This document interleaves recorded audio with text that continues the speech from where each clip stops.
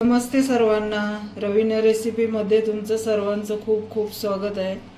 तर आज तुम्हाला बिनीस मी कशी बनवते, बिनीसची भाजी ती दाखवते। तर ही बिनीस मी स्वच्छ धुवून अशी हाताने तोडून घेतली, म्हणजे सुरीने नाही कट केली, तुम्ही सुरीने पण बारीक बारीक करू शकता एवढी एवढी। तर मी आता ही हाताने तोडून घेतलेली आहे गवार सारखी। तर ह्याची भाजी कशी बनवते मी, तर इकडे हे बघा कढई ठेवलेली आहे आणि कढई गरम झालेली आहे। तर पहिला ही बिनीस आहे ना मी चांगली भाजून घेणार आहे 5 मिनिटं, म्हणजे याचा कच्चेपणा पण निघून जातो आणि चवीला भाजी पण खूप छान लागते।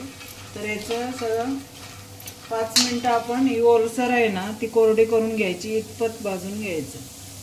जरा मीडियम गॅस ठेवायचा आणि भाजून घ्यायची। ती बघा भाजल्यानंतर कशी दिसते, एकदम अशी टन्नर होती। आता बघा कशी हिरवीगार आणि मऊसूत झाली आणि जास्त होती ती भाजल्यानंतर कमी झाली बघा, आता कमी वाटते। अशी भाजून घ्यायची म्हणजे त्याचा कच्चेपणा पण निघून जातो आणि चवीला भाजी पण टेस्टी लागते। आता हे मी काढून घेते। हे बघा आता कढई मी त्याच कढईमध्ये मी आता तेल घालून घेतलंय। आता तो मोहरी घालून घेते, जिरं मोहरी,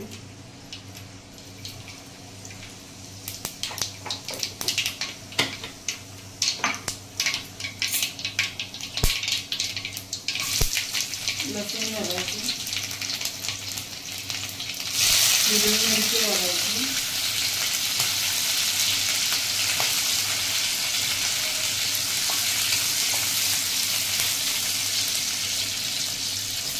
कांदा घालून घ्यायचा।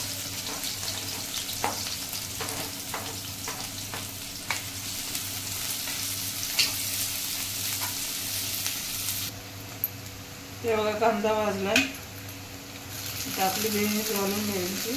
आता बघा एक टन्नर होती ते आता अशी नरम झालेली आहे।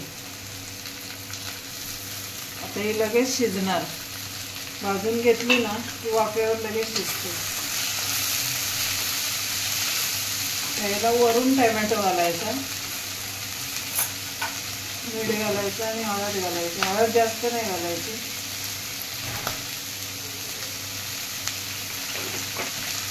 चवीपुरतं मीठ घालायचं।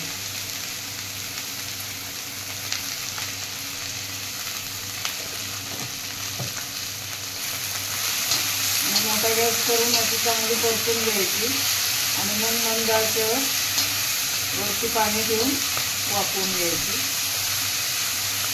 आणि वरून खोबरं घालणार आहे, ओलं खोबरं।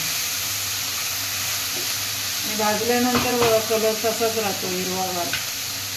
आता मी झाकून ठेवते आणि वर पाणी ठेवते। बघा आपली भाजी तयार झाली, मी वरून ओलं खोबरं घातलंय। ते बघा, तुम्हाला हा व्हिडिओ कसा वाटला नक्की कमेंट्समध्ये सांगा आणि माझ्या चॅनलला नवीन असाल तर सबस्क्राईब करा। आणि ही भाजी अशी हिरवी मिरची घालून केलेली भाजी आहे ना, खूप छान लागते, तुम्ही करून बघा। आणि असं ओलं खोबरं घालायचं वरून आणि भाजून घेतल्यानंतर ही 5 मिनिटात शिजते वाफेवर, त्याच्यामुळे नक्की करून बघा तुम्ही आणि लाईक करा आणि शेअर करा।